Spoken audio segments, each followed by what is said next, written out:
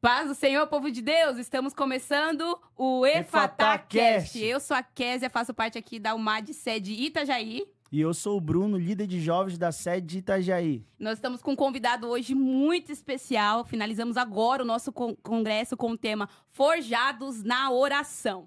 Foi uma noite muito incrível, a presença de Deus foi muito real. A gente viu muitos jovens sendo tocados, transformados pela presença de Deus. E a gente tem aqui como convidado o pastor Lucier, que empregou nesse ano, nos 40 anos aqui dos Gideões. E o pastor Lucier veio aqui junto com a sua esposa, Daniele. E está sendo um prazerzão, pastor, ter você aqui com a gente. Depois de um culto desse também, né? E, ó, esse homem, ele é teólogo, palestrante, professor... Olha, escritor, Meu Deus. Olha, fui pesquisar, saiu um monte de coisas sobre o pastor Lucier. Olha, seja muito bem-vindo, tanto o senhor quanto a sua esposa. É com muita alegria que nós recebemos vocês hoje. Amém, queridos. Paz do Senhor a vocês. Deus abençoe. Para nós se constitui uma honra muito grande poder participar aqui do EfataCast. Olha, já pegou, né? Bonito, já pegou. combina. Isso aí. E eu estou acompanhado aqui dessa mulher verde, cheia de esperança, minha esposa. E eu sou grato a Deus, porque muitas das coisas que eu alcancei, aprendi, me tornei, foi porque eu sempre tive uma fonte profunda de estímulo. A minha esposa, né? Glória a Deus. Ela sempre me estimulou Glória a Deus. A acertar, recomeçar, fazer as coisas certas. E eu não somente a amo, como também a admiro. Ai, que lindo! Meu Deus! O que será que ele tá querendo? I love you, você. E eu quero aumentar a família. Eita, glória. Misericórdia. Eu também estou muito grata e feliz, né, pelo convite, por estar participando aqui. E, né, estamos aí para incentivar, né, também vocês, né, a continuarem, né, com esse, que é o primeiro hoje, né, e que continue também, é uma bênção também para os jovens, né, tá se animando, participando de algo diferente. E com certeza, né, eu vou sempre estar te incentivando, né, meu bem? Amém. A gente colhe os frutos, né, irmã? Ela tá ali nos bastidores, né, a tua esposa. Minha esposa. E também quero agradecer, né, pelo convite, né, que foi extensivo ao meu marido nessa noite, mas nós estamos aqui participando, né, junto também. Com alegria, foi muito bom. Obrigado pelo privilégio, pela honra. A igreja sede de Itajaí, igreja mãe da Assembleia de Deus em Santa Catarina. Que privilégio, que honra, que responsabilidade, né? Que legal, pastor. Pastor, você falando agora, eu lembrei de um momento que foi no ano passado. Se não me falha a memória, você passou por um momento bem complicado de saúde. Foi ano passado, justamente, né? No dia 21 de abril, eu fui numa sexta-feira, eu fui levado para o hospital. E no dia 23, dei entrada na UTI do Marieta, correto? Isso. No Marieta, eu fui diagnosticado com uma série de problemas, embora eu não tenha nenhum problema de saúde. Inclusive, ela sabe disso, eu caminho todos os dias. Inclusive, ontem e hoje, eu caminhei 15 quilômetros. Eu procuro me cuidar muito bem, por estímulo dela também. Ela falou assim, você é um fofo. Mas eu quero você slim. Isso aí. Slim. É porque a gente sempre costuma dizer que, assim, é barriguinha de pastor, né? Mas agora eu já tô rebaixando ele lá ao banco, né? Pra você ficar bem magrinho. Tem barriga de membro de banco. É isso aí, você é bem magrinho. Mas, assim, Legal. foi bem nessa época dos Gideões, né? O ano passado. E o diagnóstico, né? A princípio veio como pancreatite aguda, que daí foi dando falência nos órgãos. Então, uma série de complicações deu, né? Falência cardíaca, fizema pulmonar, água na pleura, água no pulmão, hepatite. Todo o sistema gastrointestinal apodreceu e eu fiquei com 5,5 litros de líquido retido. Nossa. Isso no estômago, né? Fora no abdômen também. No abdômen então, também, que deu hérnia umbilical sangrada. Ficou do tamanho de uma beterraba. Nossa, foi bem complicado. E assim, nós estamos aqui já também para agradecer, né? A D de Itajaí, que oraram, né? O pastor, através do pastor Adão. A gente estava aqui acompanhando também, eu lá de longe recebendo as orações. E que a igreja se uniu em oração comigo. E como hoje, né, o tema do pré-congresso foi esse, eu achei muito importante. Eu estava ali relembrando ali no banco como foi para mim importante receber a oração dos irmãos. Isso fez total diferença na nossa vida. E foi um fortalecimento para nós, né, e para mim que estava ali como esposa. Então eu não podia para os meus filhos, né, fazer cara de triste, me deixar enfraquecer. Mas através das orações, não somente, né, da nossa igreja local, como de toda a região e o mundo inteiro. Porque foi em pleno congresso e o nosso pastor Zilmar, ele levantou um clamor, né, nos dias do congresso, praticamente todos os dias, várias vezes ao dia. Então, até brincaram que o Luciano não pregou ano passado, mas ele ficou mais conhecido. Ficou mais famoso na morte do que na vida. Porque então... de fato, isso é real, né? No 9º dia, o meu corpo não aguentou e eu vim a óbito, né? Mas foi uma experiência mesmo que o Deus fez o senhor passar. O Senhor me preparou, mandou me preparar em oração, e eu orei 183 dias. Depois disso, na mesma semana, o Senhor usou o pastor Mário, que é o pastor presidente em Atalanta, dizendo, assim como eu tenho falado contigo, tenho te preparado, eu vou descer contigo do vale da sombra e da morte, tu vai atravessar e eu vou voltar contigo. Glória a Deus. De fato, passei por isso. E clinicamente, 6 médicos que avaliaram a minha documentação, eu estou morto clinicamente, né? Mas nada está fora do alcance do poder da oração. Foi algo profundo mesmo. E o senhor falando sobre isso, eu achei interessante, assim, sempre que o senhor ministra, o senhor cita que o senhor teve era ateu, né? Sim. E aí eu fico parando para pensar, como que alguém que era ateísta tinha essa crença e hoje ministrou sobre oração, né? Porque alguém que não acredita em um Deus, aí não existe um Deus. E agora tá pregando sobre oração, sobre você buscar a um Deus. Como que foi essa trajetória do senhor? Contar um pouquinho dessa história, desse início ali, de sair do ateísmo e encontrar em Deus. Porque quando a gente fala em oração, a gente tá orando, a gente não tá vendo Deus. A gente tá orando, crendo, né? Fé. Sim. Mas para um ateu, sair dessa parte, desse transicionar, dessa parte para crer, é bem difícil. Conta um pouquinho para nós. O salmista Davi diz, desonesto o seu coração, não a Deus. Eu defino teologicamente o que eu vivi, citando Efésios 2. Estando vós mortos em vossos delitos e pecados, ou seja, incapaz de crer, incapaz de se relacionar e morto em meus desejos em relação a Deus, por conta de toda uma construção intelectual, cultural e familiar, mas ao Senhor aprove responder às orações da minha avó.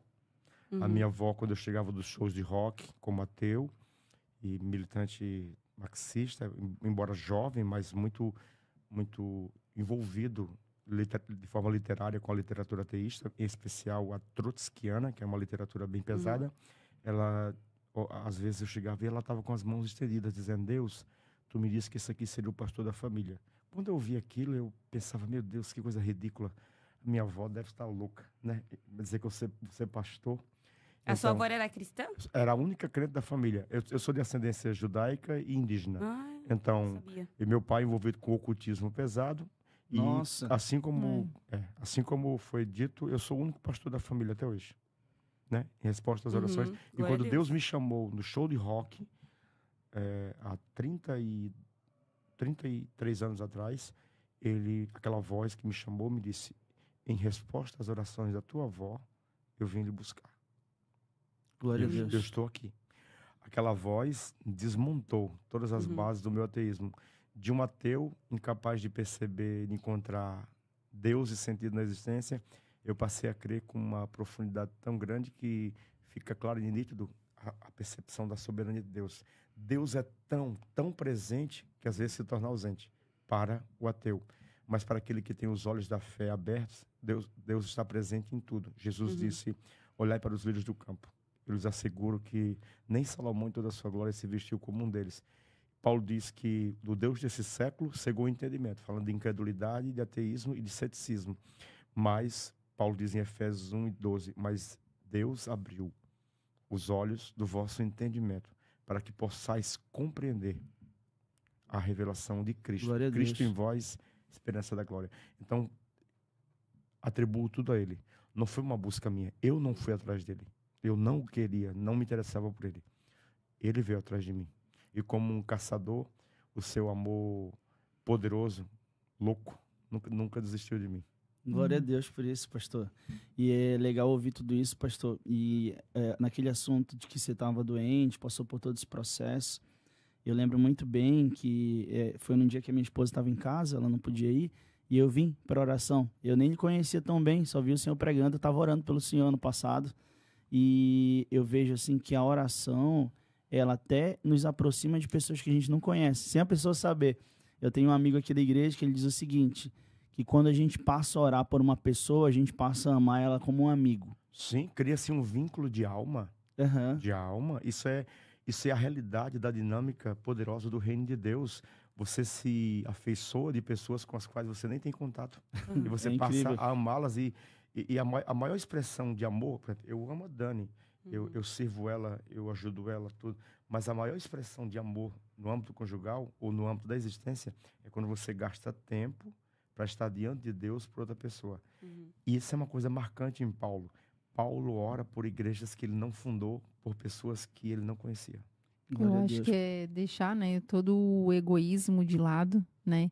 E automaticamente a gente não busca isso, mas automaticamente a gente é abençoado pelo fato de a gente estar se colocando no lugar do outro, né? Esse amor que... Deus virou o cativeiro de Jó. Isso. Enquanto ele orava pelos seus amigos.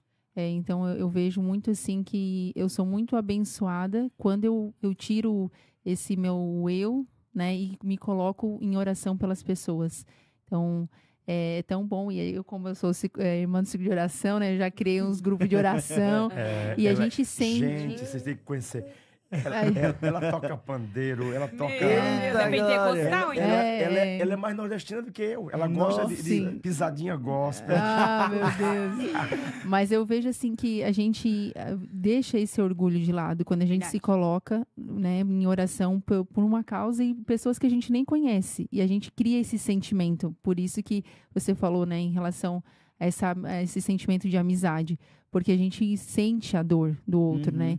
Eu acredito que quando o Lucier estava no hospital, muitas pessoas choravam e assim eu ficava impactada com aquilo ali. Homens chorando, homens chorando, né? Não, você já viu, né? Homens chorando. Então, assim, eu ficava impactada com como assim Deus, ele coloca esse amor no coração das pessoas. Porque eu tenho certeza que sozinha eu não ia conseguir, não ia obter força. Então, muita gente se uniu em oração. E como é bom, assim, a gente acaba sendo aperfeiçoado. A gente acaba recebendo a bênção através de a gente estar orando pela outra pessoa, porque a gente deixa o nosso eu, o nosso tudo meu, tudo para mim, né? E é isso que Deus, ele quer que a gente faça. Que a gente deixe o nosso eu de lado e a gente comece a interceder e orar mais pelas pessoas. E o Espírito Santo incomoda. Eu não fazia isso, mas esse ano eu fiz um caderno de oração. Eu falo que é o caderno eu tenho.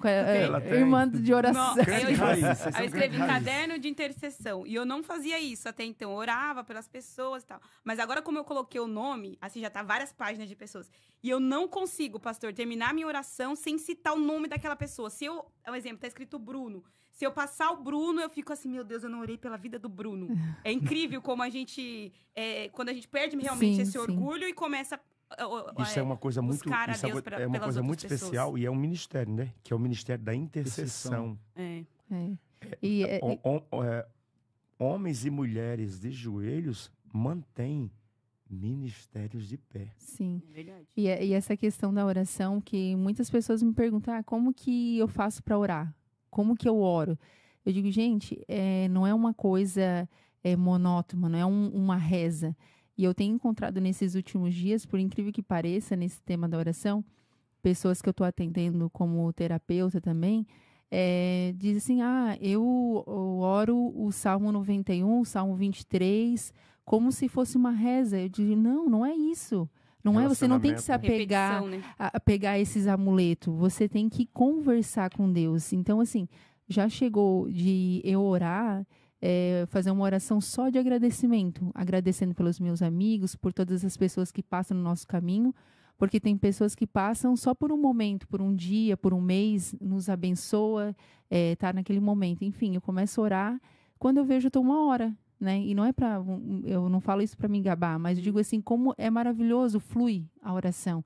Então, tem oração que você vai fazer só de agradecimento, outra oração é só de intercessão, outra oração você vai pedir, né, pelo teu espírito, também pedir bênçãos materiais, enfim.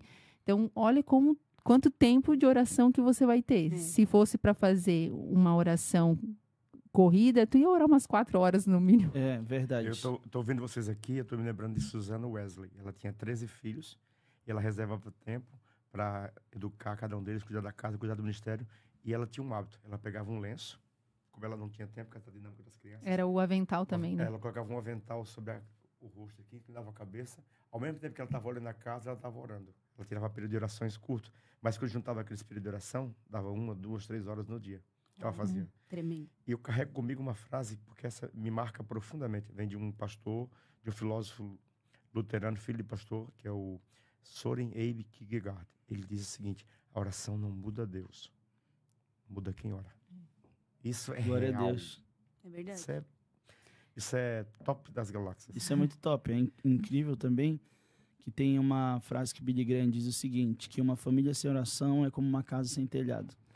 E é muito forte. Também Spurgeon, perguntaram para Spurgeon, cara, o que tu faz para ter sucesso em tudo que tu faz? Ele disse, é porque eu trabalho com o joelho.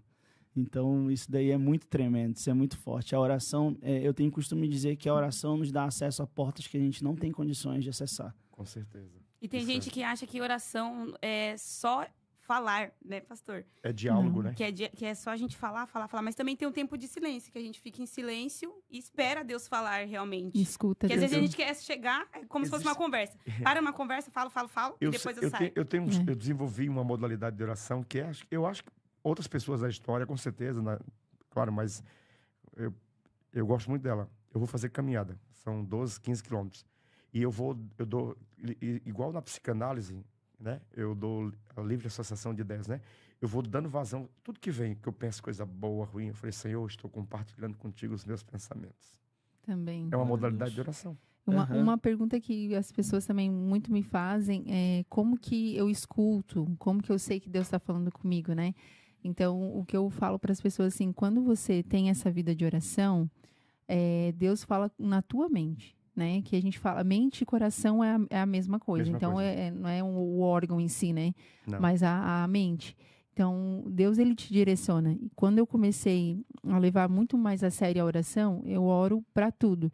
Senhor, às vezes a pessoa diz, não, tá querendo ser demais. Assim, para mim, da tua vontade de eu ir lá no mercado? Senhor, eu planejei isso no meu dia. Porque às vezes no meio do caminho vai acontecer alguma coisa. Sim. E daí quando eu coloquei, assim, a minha vida dessa forma, Deus, assim, sempre ele me direciona. Às vezes acontece algo, eu fico atrapalhada, não consigo sair. Às vezes, assim, eu tenho até uma agenda ali, eu não consigo cumprir. Eu fico, meu Deus, por que não aconteceu? Mas é porque eu orei. Então, eu pedi direção de Deus. Então, Deus conduziu. E eu fico impressionado quando a gente tem alguma situação para resolver, a gente ora, não tem o que fazer. Do nada, na mente dela vem uma ideia. Rapaz, Sim. mas é impossível ir naquele lugar acessar aqueles recursos. Chego lá com ela, acontece naturalmente. Meu Deus. É porque eu peço em oração, Senhor, me guia. Eu não tenho para onde correr, porque às vezes tem situações que tá fácil. Você às vezes pode recorrer à mãe, um pai, alguém, mas tem situações que ninguém pode te ajudar. A minha sogra mora bem pertinho de mim. Bem longe. A sogra dela também, a sogra dela, que é a minha mãe, claro, mora a 4.300 quilômetros. E a dela a 380? Em Araranguá, né? Araranguá aqui, então nós crescemos muito assim, todos os nossos problemas a gente resolvia entre nós, ou orando, né? Que legal. A imagem que eu tenho de casamento, de oração, é aquela que tem da chargezinha do velhinho, a velhinha com raiva, tá chovendo, mas o velhinho tá cobrindo ela, mesmo se molhando. A vida conjugal de oração é isso. Tem dias que você não tem disposição nenhuma para orar. Muitas vezes, eu dormi orando, muitas vezes. Mas Deus nunca recriminou nenhum dos seus filhos por dormirem aos seus pés. Nenhum. E, pastor, e falando sobre isso daí, a questão do casal, quando ele ora, é engraçado, eu e a minha esposa, quando a gente está no quarto, assim, principalmente ou quando a gente vai assumir alguma coisa nova, ou quando a gente está passando uma dificuldade muito grande, assim, a gente percebe que a gente ora com mais fervor. Eu acho que é por isso que Deus permite passar por algumas situações. E a gente, dentro do quarto, eu lembro muito bem quando a gente assumiu a liderança dos jovens aqui da sede, a gente segurava na mão do outro e se ajoelhava e começava a orar. Pastor, assim, ó, eu sentia como se estivesse, tipo, não sei, como eu mergulhado numa água, assim, e eu tava dentro e senti o poder de Deus sobrenatural. Maravilhoso, né? Na Universidade de Berlim, estava um conjunto de físicos, gente da alta ciência, e perguntaram: existe alguma tese de doutorado que seja inaugural e única? Albert Einstein disse: desenvolva uma tese de doutorado sobre oração. Ela é essencial para compreender muita coisa. Eu acho que assim, quando o casal ele ora no mesmo propósito, buscando a vontade de Deus, porque às vezes eu quero algo e o Lucier quer outro, mas daí fica aquele atrito. Eu até brinco com ela, eu digo para ela que Deus só ouve o sacerdote. Ela gosta de carro carro automático. Eu gosto de carro manual. Eu falei: Senhor, o Senhor vai ouvir quem? O sacerdote? Não, ele vai dar dois, né? Ele vai dar 2 carros. Mas assim, quando a gente se une no mesmo propósito, ó, nós queremos a vontade de Deus. A minha vontade é essa, a tua é aquela, então nós vamos buscar a vontade de Deus. Amém. A gente ora no quarto junto, a gente ora no mesmo horário, porque às vezes eu tenho dificuldade quando ele ora em voz alta, daí eu me atrapalho na oração, já começo, né? Então, a gente ora no mesmo instante, a gente faz propósito de oração também. Então, é muito importante, sim, o casal orar junto, né? Buscando a vontade de Deus. E sempre foi assim, Dani? Quando vocês se casaram, sempre foi? Sempre. É porque eu aprendi a questão da oração muito com a minha mãe. E também com as irmãs de oração, né? Eu aprendi com as dificuldades. Não tinha o que fazer, orar. Porque tudo assim, para minha mãe, é tudo assim, é oração. Vai mudar de escola? Oração, vamos orar. Oração, tudo. Quer comprar uma roupa? Vai orar. Então, tudo era assim. Então, eu comecei a praticar isso em casa. Então, tanto que hoje os meus filhos, quando eles têm alguma dificuldade, eles pedem oração para nós. É lindo, quando às vezes eu estou em casa, vamos dormir, estou lá estudando, 2, 3 da manhã. Aí Thomas está meio inquieto. Ô pai, ora por mim. Ora por mim. Aí eu oro por ele, aí eu chego lá, ele dorme tranquilo. É porque eles ainda não desenvolveram esse hábito como a gente, não força. né? A gente procura dar o exemplo. É muito comum, às vezes, eles levantarem-se e esbarrarem na gente. Ver a gente orando. Então, isso é muito bom, porque às vezes, assim, as pessoas têm essa impressão: não, eu vou orar lá no meu quarto escondido. Não, você tem que orar exatamente para os teus filhos verem. Sim.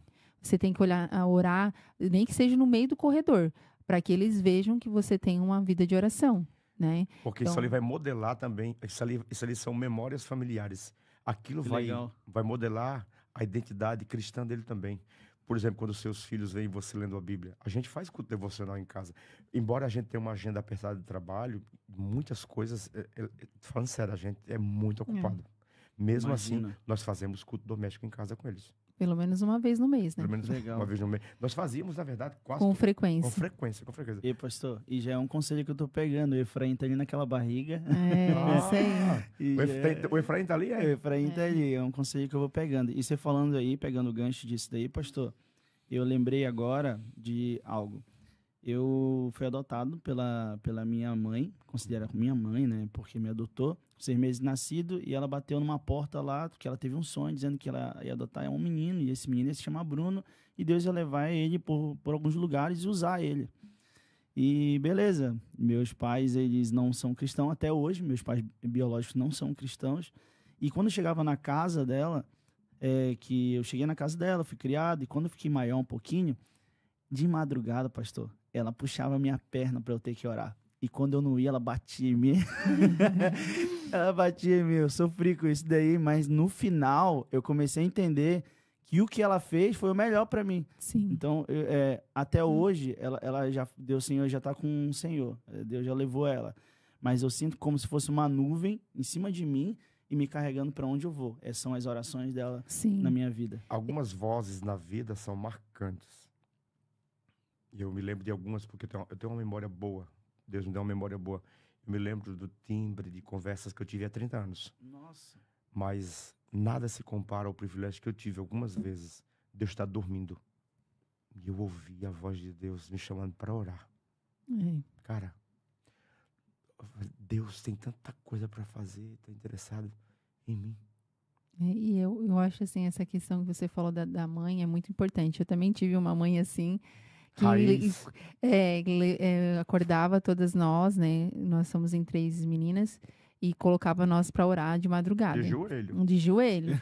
E daí a gente dormia. E acordava no outro dia toda assim, toda torta. Preparando ela para ser esposa do pastor. Ai, meu Deus. Mas assim, eu vi como foi importante. Por mais que eu não entendia, por mais que eu dormia ali muitas vezes, não sabia como orar.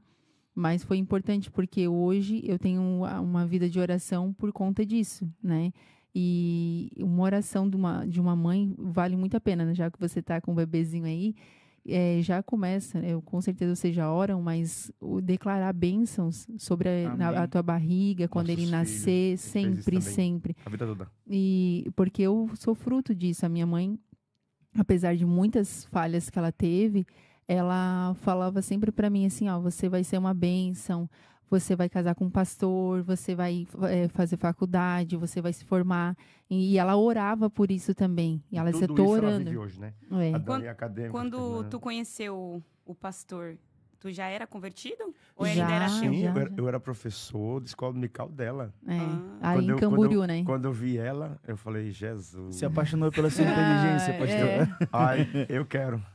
Sim. E hoje a gente vê bastante, principalmente está falando para jovens, a gente vê bastante casamentos que estão fracassados realmente, está tendo bastante divórcio. E às vezes o jovem está perdendo aquela vontade de casar, de ter um relacionamento, né? Qual conselho que vocês dariam para esses jovens que estão buscando ter uma vida com relacionamento, com propósito, com oração, que tenha Deus realmente e que eu brinco com a Dani. Eu não creio em reencarnação, porque reencarnação não existe.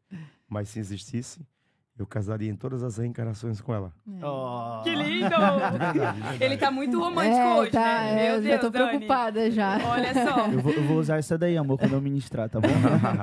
Eu acredito, assim, que como a gente tá falando esse tema, para mim, é essencial a oração. É porque a gente busca muito, assim, às vezes pela aparência, a gente busca se a pessoa tem algum status, né?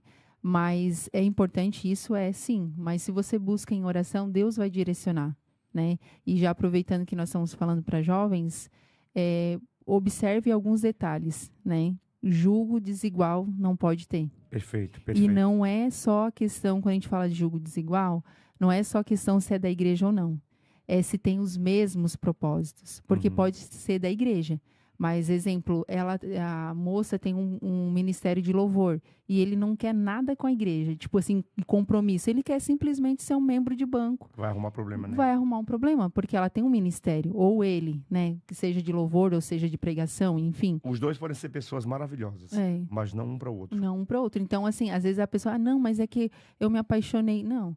E os outros julgo desigual. O Benihim a pessoa... O Benihim fala uma coisa que só esqueço. Não. O Benihim fala uma coisa terrível. Como que você acompanha essa mente, né, Dan? O Benihim fala assim, se apaixone por alguém que é apaixonado pelo seu propósito. Sim. Glória a Deus. Não, e são vários julgos desiguais em questão de formação, de faculdade, questão de finanças, porque tem gente que, não, eu vou casar por amor, daí a pessoa, assim, é baita preguiçosa, não quer nada com a vida. Eita, fala, Deus. E depois, assim, vai ser um problema. A paixão Fala, acaba. né, então, assim, tem que verificar todos esses detalhes, né? Quem é a família, e fazer uma lista. Tem um provérbio... Eu aconselho as moças... Calma lá. Eu aconselho as moças, mesmo escreverem tudo que elas querem, né? Obviamente que não vai ser perfeito. Vamos fazer 17 anos agora de casado. Dia 9 de maio. Nossa, isso. Bastante tempo. E 18 anos e meio juntos já. Então, assim, só que não é perfeito. Tem muita dificuldade. Hoje, eu digo assim, que a gente tá, meu Deus, 90% bem, sabe? Teve os nossos, como diz, né? O arranca-rabo, né? Claro que temos. Mas, assim, a gente tinha o mesmo propósito. A gente queria as coisas de Deus, a gente queria crescer profissionalmente, a gente queria crescer como indivíduo. Ele não me limita, eu não limito ele. Tá entendendo? Sabe que eu acredito muito, Dani, que as pessoas erram, elas esperam ter para ser. Elas não são antes de ter. Isso. Então, assim, eu quero me casar, para quando eu me casar, eu vou ser uma mulher sábia, vou ser uma mulher de oração, vou cuidar do propósito. Aquela ideia de eu estou em busca da minha metade ou da pessoa perfeita. Seja você a pessoa perfeita. Seja você. Isso aí. Tem um provérbio tailandês que diz assim, quem compra uma casa, junto com a casa vem os corvos do telhado. Foi isso que ela falou. Eu tenho que entender que quando eu caso com uma pessoa, eu vou casar com todas as alianças familiares que ela tem. Eu tenho que ter, é isso que eu quero? Eu dou conta disso? Às vezes Deus mostra, né? E dá tempo, quem está namorando aí, né? Dá tempo de sair fora. Não porque você vai abandonar o relacionamento, mas porque não vale a pena. Não é para você isso. Deus tem um projeto com você, tem um projeto com aquela pessoa, né? Eu namorei bem pouco, né? Namorei bem pouco. Eu passei muito parte da minha vida estudando e trabalhando. E eu falei para Deus, quando eu estava com 24 anos, quando eu cheguei em Camboriú, eu falei, Deus, eu não quero uma namorada, eu quero uma esposa, né? E quando eu vi a Dani, eu me encantei com a Dani coisas, né? Pra honra aos pais. Ela é muito limpa de... Eu consegui enxergar o rosto no chão, porque ela é muito, muito limpa, muito organizada. Outra coisa, eu era tímido, muito tímido. E ela muito comunicativa, naturalmente. Eu falei, eu vou pegar a carona nessa mulher. Eu falava até com o poste. E hoje em dia parece até invertido, né? Parece que tá invertido. Ela é comunicativa nata. Eu sou tímido, gente. Não, quando a gente tá palestrando, vocês já perceberam, eu tenho que ficar tocando. Eu tenho que ficar tocando, porque senão ele quer falar. É que assim, fora do ambiente de fala, microfone, pregação, seminário, eu sou tímido mesmo, ela sabe disso. Às vezes eu sento numa roda de conversa 2 horas, eu não falo nada. Mas quando eu tenho, assim, põe um papel ali de pregar e ensinar, parece que eu me solto. É uma coisa de Deus, eu falo. Mas depois eu volto à minha condição de tímido. Que interessante. E um último conselho já agora também para os casados ou que estão noivos, façam terapia. É muito bom. Eu recomendo uma terapeuta chamada... Não. Mas eu atendo só mulheres. Mas não, é muito importante fazer terapia, porque todos nós viemos com traumas que vieram através dos nossos pais, de quem nos formou, de quem estava ali na nossa infância. Então, assim, não é culpa dos nossos pais, porque eles também tiveram seus traumas. Eles só transferiram, né? É uma cadeia. Então, assim, para mim, eu melhorei, 90% de quem eu sou hoje através da terapia. Porque eu fui me moldando, eu fui entendendo o porquê de certas atitudes que eu tinha e, né, através da oração também fui me humilhando, né? Teve uma vez que eu tava foi numa EBD isso, e meu pai era pastor desta igreja, e aí levantou uma senhora do nada, assim, na EBD, e ela falou que Deus estava usando ela para falar com alguém. E ela contou um testemunho que eu nunca vou esquecer isso, nunca. Ela falou assim que ela estava em um relacionamento, estava namorando esse jovem na época, e ela já era bem... Ela acho que tem mais de 55 anos, mais ou menos. Ela estava namorando esse jovem na época, e Deus foi mostrando para ela quem era esse jovem. Mas ela insistiu em casar com ele. E ela contou isso em lágrimas. Ela insistiu e casou com ele. E aí ela falou que foi o pior arrependimento dela. E foi isso que o pastor falou. Às vezes, antes do casamento, você já tá vendo, mas tem gente que, por dependência emocional, vai insistindo, vai persistindo e não quer cancelar. Hábitos do namoro vão pro casamento.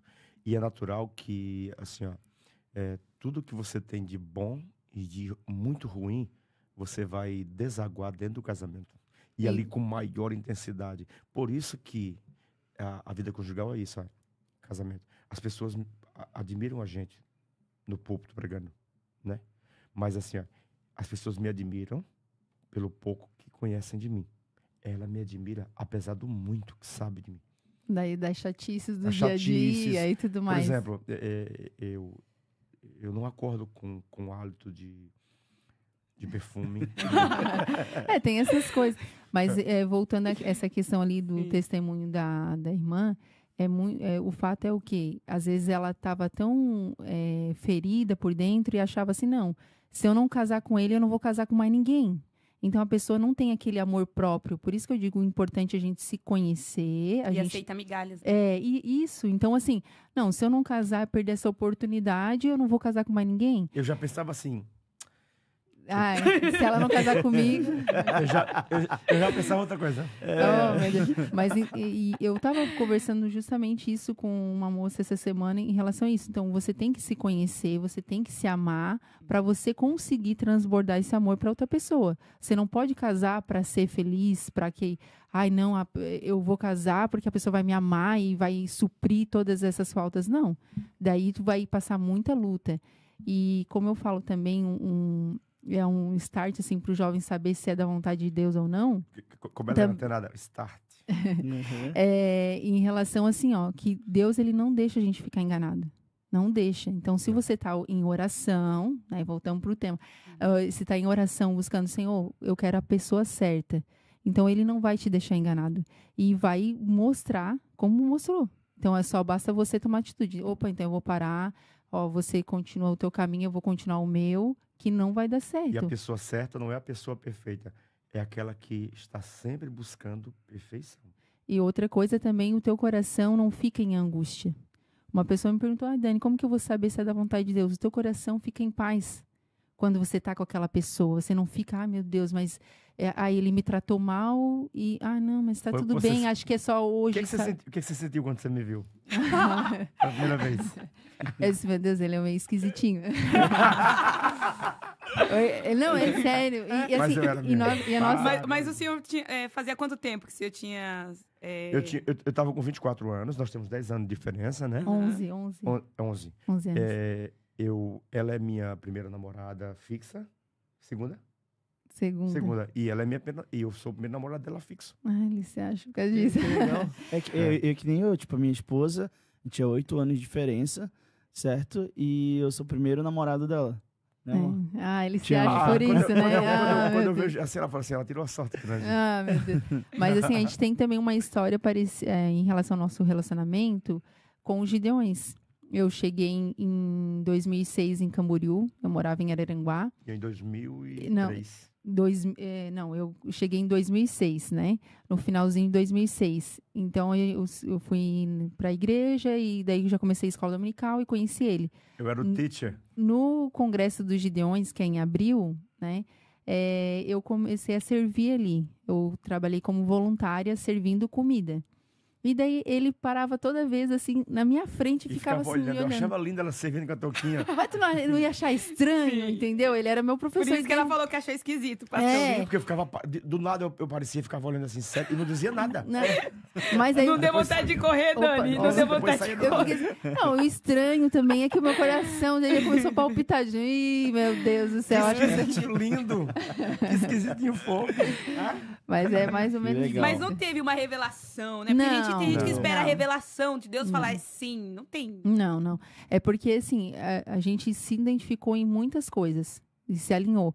E pra mim, particularmente, assim, o que deu, assim, aquele, não, é da vontade de Deus, porque a minha mãe gostou muito dele também. Isso é importante, a minha sogra é uma benção. A minha sogra também. Então, assim, eu respeitava muito, assim, como eu te falei, a minha mãe teve muitas falhas, enfim, mas eu respeitava muito a opinião dela. Então, eu sabia que ela era uma mulher de oração. Ela tem uns tiros, assim, certeiro.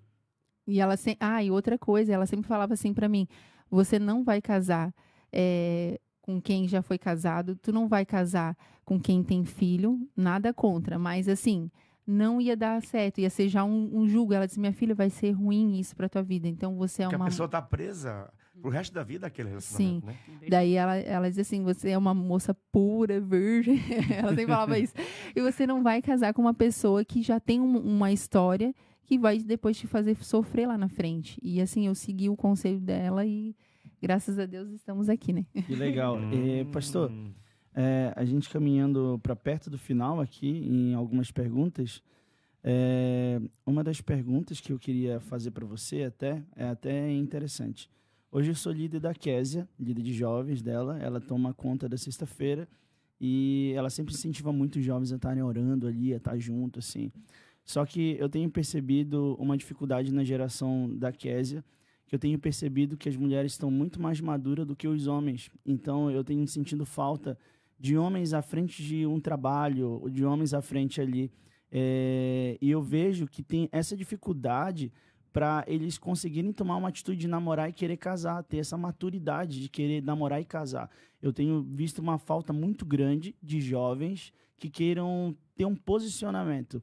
Qual conselho você daria para esses jovens, para que eles pudessem crescer, ter mais maturidade? Acho que, primeiramente, tem que se identificar o fato de que estamos na cultura do descarte. Uhum. Quando você vive na cultura do descarte, automaticamente você vai reproduzir na sua vida esse modelo. Só que o modelo do reino de Deus não é um modelo de descarte, é um modelo de cuidado, um modelo de caminhada, um modelo de intimidade profunda. Então, o que falta a esses meninos? Conhecimento bíblico do que é ser homem. E eu já vou um pouquinho mais profundo, já que eu sou mãe de 2 meninos. 2 meninos, né? Eu acho que assim, seria interessante ser trabalhado, né, no grupo de jovens com os pais. Porque, assim, para saber, conhecer quem são esses pais. Porque uma mãe, já falando no meu caso, né, de mãe, ela influencia muito na vida de Nós temos 2 adolescentes, filho. tá? E principalmente do menino. Assim, a gente passa muitas batalhas, né? Quando já vai te preparando. Quando chega na adolescência, porque assim, a mãe é aquela que fica pegando o pé o tempo inteiro. Menino, vai escovar os dentes. Menino, você já fez a tarefa? Porque o pai, ele tá na lida, tá trabalhando, tá buscando o recurso. O provedor. Por mais que a mulher, às vezes, também trabalhe fora, mas, assim, esse papel fica com a mãe. E é natural. Não, eu abomino, na verdade, essa ideologia que, né, das mulheres, ativista, eu tenho que ser independente. Não. Vão voltar às origens. Modelo bíblico, né? A raiz, que para mim, particularmente, a mulher, né, tem que sim se destacar, tem que realizar seus sonhos, mas em relação aos filhos, quando tem esse período que agora a tua esposa vai ter o bebê, que fique em casa, que dê todo esse apoio. Porque quando a mãe está ali em oração, ensinando esse menino a ser um homem, lá na frente ele vai ter boas escolhas. A gente não permitiu os nossos filhos ir para a escola antes os 5 primeiros anos. Nós oramos com eles todos os dias, fizemos cursos com eles. Ensinamos eles a ler em casa. Foi criado em casa. Então, assim, e também é um papel conjunto, né, tem que ser dos pais. Para não sobrecarregar nenhum nem outro. A mãe fica ali dando aquele suporte nos primeiros 5, 6 anos e depois entra o pai, mostrando que quer ser homem. E homem mesmo, entendeu? Porque, assim, até os 6 anos ainda ele não tem essa formação que é, né, o ser homem. Mas depois ali o pai entra. Vem cá, meu filho, eu vou te ensinar a pregar um prego. Vem cá, meu filho, eu vou ensinar você a lavar um carro. Vem cá, eu vou ensinar você a rotar. Né? Então, essa coisa que traz essa masculinidade. Então, às vezes, o que acontece por esses jovens estar assim? O pai só trabalha, não... Muitos deles também vivem um reflexo de terem lares em que os seus pais estão casados, mas eles apenas se mantêm unidos por uma série de interesses, não mais um no outro. Ele pensa, poxa vida, vai acontecer a mesma coisa comigo. Você tem que tirar isso da cabeça, você está me ouvindo. Isso é uma baboseira. Pode ter dado totalmente errado para o seu pai. Não tem nada a ver que vai dar errado para você. Isso. Você é você. Então, assim, eu acho que é importante trabalhar com os pais, né? Saber identificar quem são esses pais, o porquê que está acontecendo isso, e daí trazer essa masculinidade para os homens. Meu filho, você tem que ser homem, você vai ser o provedor, você vai ser o cuidador. E eu sei que já estamos encaminhando para o final, mas só para testemunhar aqui como vale a pena, já dando um reforço para tua esposa, né? Não desanimar. Que é nessa questão de... Porque vai ser um pouco chato. Eu vou te confessar, né? De tu ficar ali toda hora ensinando. É cansativo para a mulher. Mas eu vejo que hoje meu filho tem 16 anos. Já tenho um filho de 16 anos. E ele, assim, agora ele veio falar para mim, mamãe, um dia, era quase 1 da manhã, a gente estava conversando, brincando na sala. Escute. E aí eu brinco com ele dançando, assim, o louvor, né? Porque Miriam dançou, eu posso dançar também, né? Sim. E daí ele parou do nada e disse, mamãe, eu queria casar com alguém assim, bem doidinha, assim. Eu disse, meu Deus, misericórdia, né? Mas ele, assim, Deus, tá, como assim, filho? Igual a senhora, assim, o seu jeito, assim, tal. Então, para ver como a mãe tem um papel fundamental. E ele, assim, ele tem um cuidado, porque o Lucier, sempre ele faz comigo. Daí já é um conselho para ti. De homem, né? Um conselho para ti. Ele abre a porta do carro para mim, o Lucier. Ele sempre agradece. Obrigado, meu amor, porque você limpou o chão. Obrigado porque você fez a comida. Obrigado. E o Thomas e o Pierre, que são os meus filhos, eles reproduzem isso. Que legal. Então, o Pierre, o meu mais novo, é muito mais carinhoso. Ele fica o dia inteiro. Obrigado, mamãe, pelo café. Mamãe. Obrigado por isso. Pierre, obrigado. Já deu. Chega. Obrigado. Então, obrigado. assim, como é importante o pai, sabe, demonstrar. Então, carregar essa influência. Todo o teu carinho com a tua esposa, o teu cuidado, ele vai ter. Na rua, o Thomas e o Pierre, meu Deus, parece que é o meu marido. Segurança. Eles andam de mão. Se vem um homem, eu disse, Se meu alguém Deus, olha para ela, ele olha assim, meu encarando. Deus, esse homem tá olhando para a senhora. Se pronto, a rainha agora. Eles são tão inteligentes assim, por exemplo, a Dani tá aqui, a Dani é bonita. Aí, geralmente, os homens costumam olhar para as mulheres, olha assim por trás. Ele é inteligente, como ele é grandão, ele simplesmente faz um movimento para cobrir a esposa. Para me cobrir, né? Ela. Ele vai atrás de mim e o outro vai do lado. Porque daí ele quer me esconder. E outra coisa, ele sempre me coloca, os meninos, porque o Lúcio faz isso, ele me coloca pro lado dentro da calçada e ele fica aqui. Porque eu tenho que te proteger. Primeiro em mim. Se bater em mim, se machucar em mim, se atingir a mim. Tudo. Ele pergunta da roupa. A senhora vai sair com essa roupa? Se tiver alguma coisa esquisita, ele já fala. Então, para ver tudo isso, porque o Lúcio faz comigo. Sim. Que legal. E Dani, já que a gente está indo para o final, nós selecionamos 2 perguntas que os nossos jovens escreveram. E uma delas foi, como desenvolver o hábito de orar como Daniel? Boa pergunta. Quer responder primeiro? Não, pode. Primeiro, se eu não tenho esse legado de ter crescido num lar que me ensinou a orar como a Dani, eu cresci num ambiente ateu. Mas engraçado que mesmo num ambiente místico envolvido com o ocultismo, eu tinha uma avó que orava. O meu pai, embora fosse um pagão, ele fosse descendente de judeu, mas orava aos demônios, aos seres, ele estava sempre orando. Aquilo me impactou, ok? Então, se você não tem esse modelo em casa, eleja um para você. Porque nós temos homens de Deus, pastores, pregadores, que são referências de vida de oração. Aprenda a caminhar com eles, imitar eles, ler sobre isso. Por exemplo, um livro que você pode ler que vai te ajudar nisso. Bom Dia, Espírito Santo, do Ben Hinn. É um livro sobre oração. Vai te ensinar a orar. Leia sobre oração. E se você não recebeu esse legado, faça um compromisso com a próxima geração. Eu não recebi isso, mas eu vou trabalhar para que eu possa deixar esse legado. Okay. Um conselho prático que eu dou é o seguinte, é você colocar pequenas metas. Então, assim, se hoje você ora só 5 minutos ou ora só para o alimento, começa assim, não, eu vou orar 5 minutos de joelho. Aí amanhã eu tenho uma meta de orar 10 minutos. E coloca ali o cronômetro. Construção de um hábito. Então, assim, começa, como eu falei no início, né? Começa a fazer uma oração de agradecimento. Agradece por tudo. Agradece pelo carro, pela escola, pelos teus amigos, pela tua família, e vai criando esse hábito. Vai ver que daqui um pouco você vai estar orando 1 hora facinho. Então, assim, é colocar pequenas metas. Nunca dizer assim, eu vou orar hoje 1 hora. Que tu vai dormir, não vai conseguir. Babar, e também roncar, né?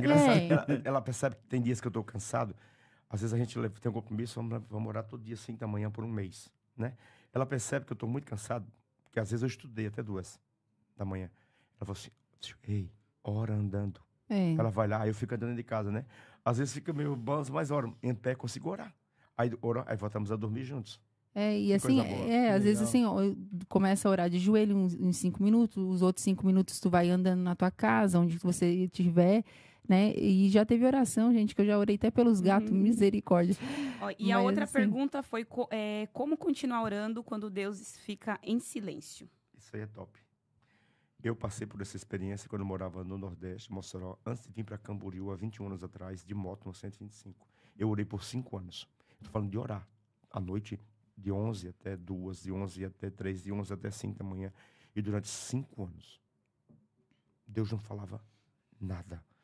Eu achava que era ateu, eu achava que era louco, eu achava que tinha blasfemado contra o Espírito Santo, eu achava que Deus me odiava. Até que um dia, num grupo de oração, Deus designou, tinha 7 jovens orando. Deus designou, levantou um menino em profecia, começou comigo.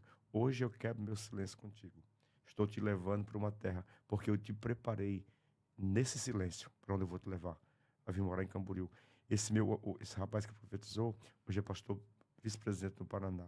Todos aqueles que estavam orando hoje estão ocupando funções na igreja, são pais bem casados, profissionais que se destacaram tanto no ministério como na vida secular.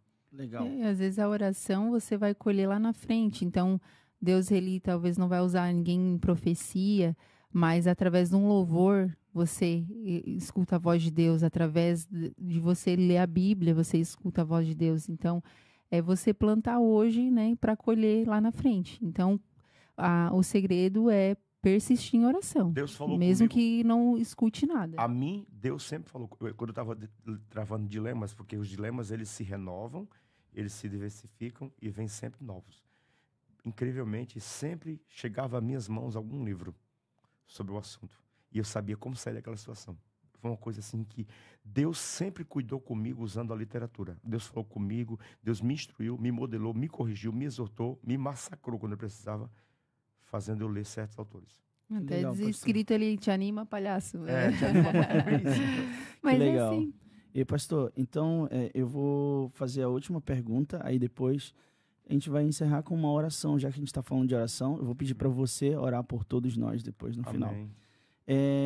Eu vi que você pregou nos Gideões e eu vi muitos pregadores. Amanhã, inclusive, vai estar o Jonatas Carlos aqui com a gente, tá? Não perca. Vai lotar. Eita, glória. E o Jonatas Carlos, eu vejo que os homens de Deus, eles carregam mensagens e palavras muito pesadas, aonde às vezes as pessoas são perseguidas. Vou dar um exemplo. Jonatas Carlos, ele bateu muito de frente em quem cobra para pregar ou para fazer qualquer coisa e provavelmente deve ser muito perseguido. Sim. E eu acho que até antes e depois a pessoa acaba tirando um tempo de oração porque ela precisa se recarregar, porque é muita gente ali em cima. Uhum. E eu sei que no momento que você pregou, você em algum momento sentiu algum peso espiritual, alguma perseguição em relação à sua pregação nos Gideões? Inclusive, uma semana antes, a gente fez 20 dias de oração. Nossa. Das 4 às 6 da manhã, uma equipe de amigos, de homens. Isso é uma oração específica, né? Porque a nossa vida de oração é constante. Mas mesmo eu orando, eu fiz esse horário específico. E num dos dias que eu estava orando, eu tive uma visão. Eu entrei em luta com demônios. Nossa. E esses demônios me socavam a boca, que os dentes caíam. Quando eu voltei para mim mesmo, para minha consciência, o Espírito Santo falou: você sofrerá por conta do que vai pregar um ataque público.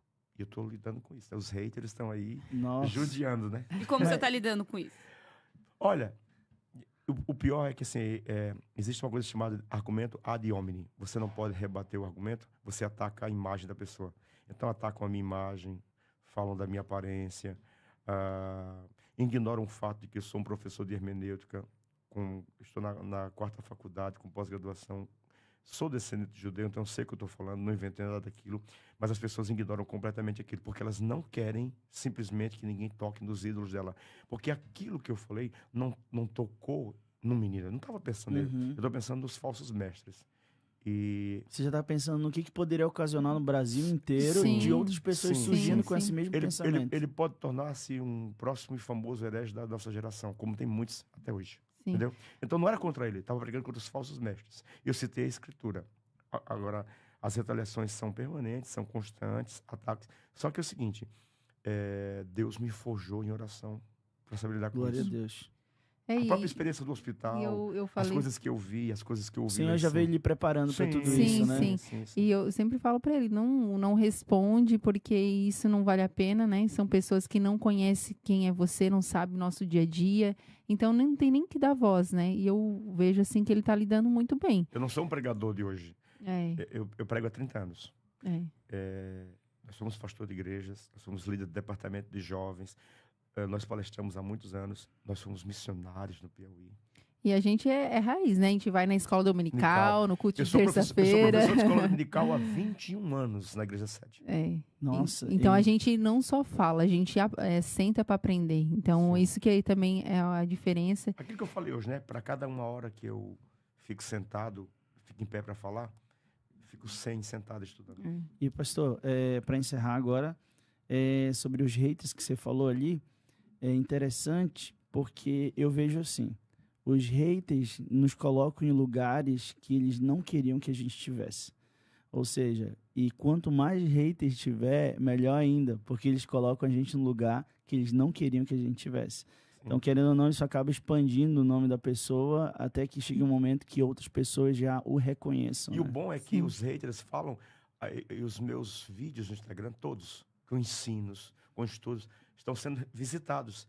E pessoas que falaram inicialmente mal, foram lá e depois fizeram comentários positivos. Que coisa boa. Que legal. Sim.